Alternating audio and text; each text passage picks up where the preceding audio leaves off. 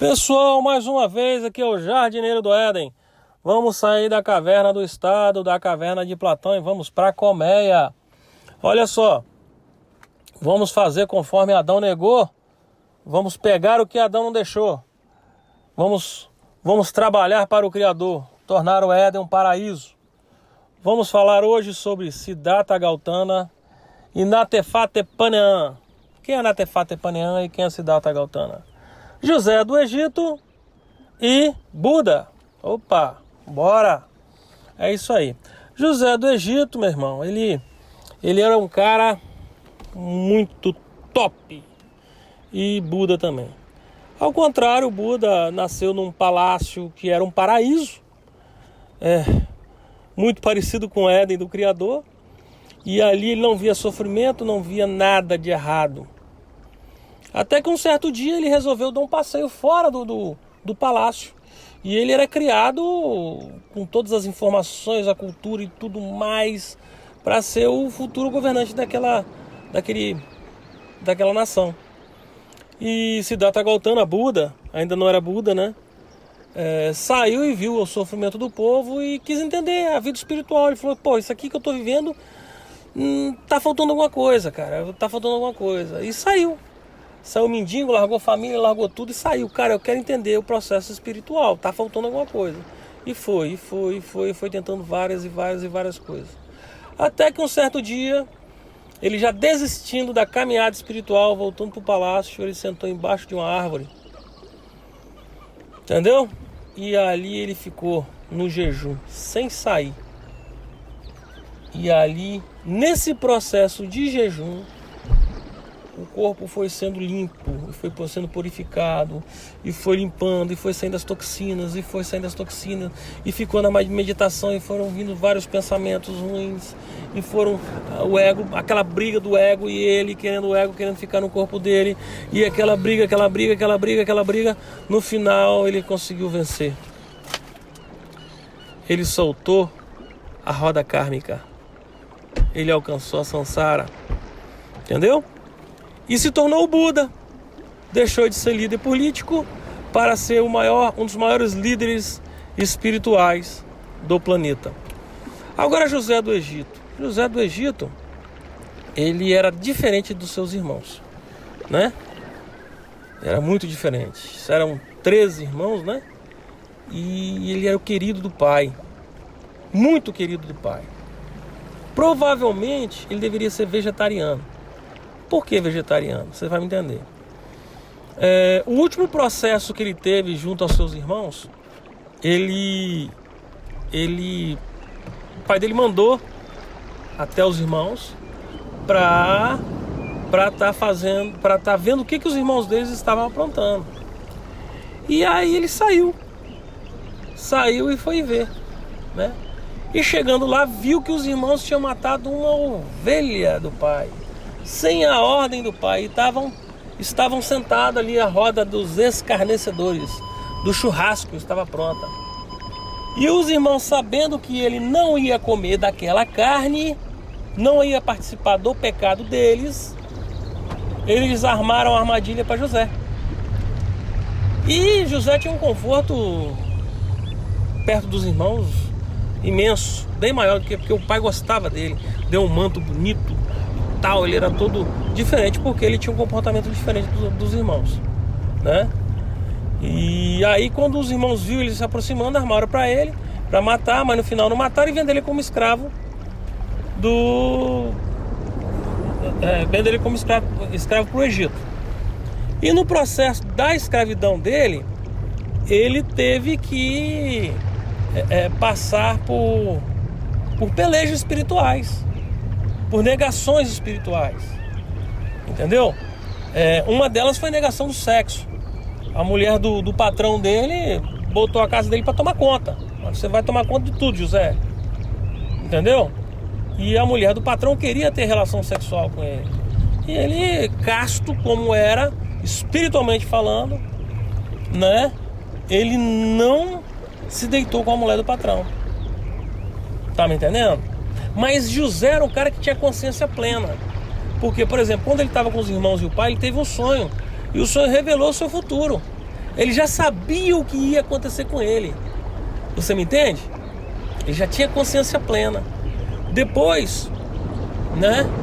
Quando ele estava na casa do patrão e a esposa do patrão tentou violentar, ele correu dela para não ser violentado e arrancou a veste dele, ele teve que ir preso. Mas não porque ele estava errado, mas ele teve que ir preso para poder disfarçar toda uma situação que dizia que ele estava traindo, que a mulher do cara estava traindo. Mas o patrão tinha tanta confiança nele, na sua honestidade, que assim como seu pai, que sabia que ele não ia fazer isso. E aí ele foi pro calabouço do Egito. E lá no calabouço do Egito, o carcereiro entregou a chave para ele, porque sabia que ele não ia fugir, sabia que ele era um cara honesto com todas as suas coisas, que ele não traía a verdade, a consciência. Ele tinha um amor pleno. E 2 pessoas foram presas, né? Servos do faraó. E quando foram presas, eles tiveram sonhos. E no sonho, o José foi e revelou.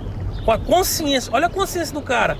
O cara sonhou, através do sonho ele foi e falou: vai acontecer isso, isso, isso com você, isso, isso, isso com ele. Entendeu? Depois Faraó teve um sonho. E o sonho que Faraó teve, José também revelou o sonho. Foi o único que conseguiu revelar o sonho. E por causa da sua consciência plena, ele se tornou governador do Egito. Mas nem por toda a sua riqueza que ele teve, que ele não se via rico. Com certeza José não se via rico.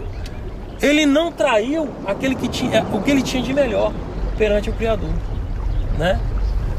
O amor e a consciência.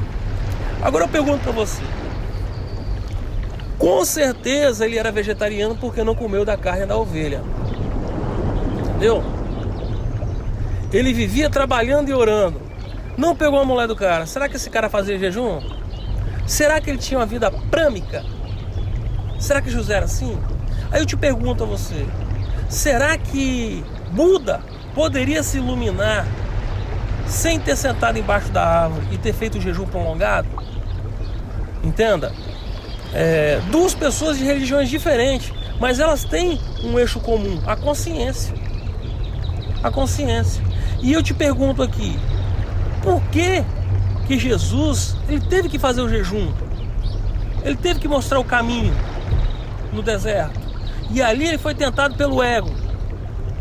O ego tentou Jesus, assim como o ego tentou Buda. 2 pessoas diferentes, de religiões opostas, diferentes, mas com o mesmo eixo comum. Vocês me entendem o que eu estou falando?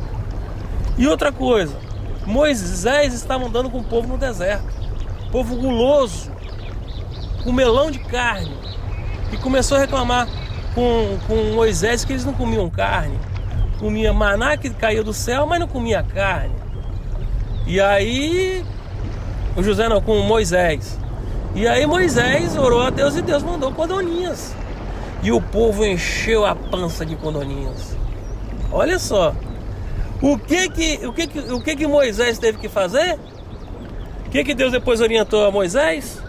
Fazer uma serpente enrolada no bastão para o povo adorar a serpente,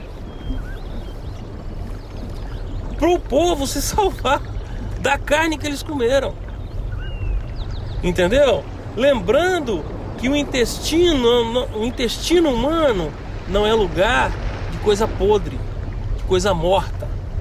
Como que você vai poder falar do amor se você bota a morte dentro de você?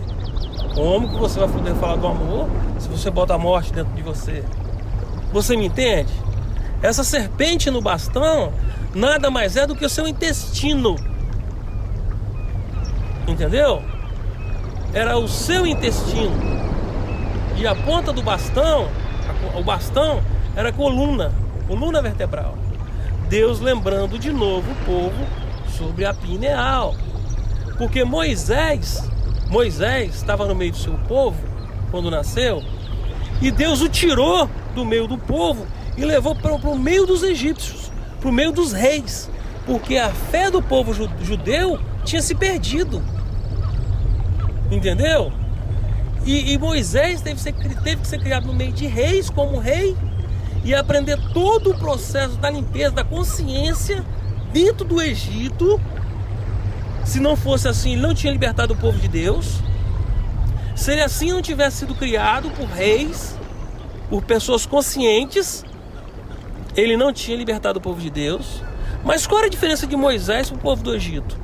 O amor. Aonde que Moisés encontrou o amor? Quando ele viu a sarça ardendo lá no deserto.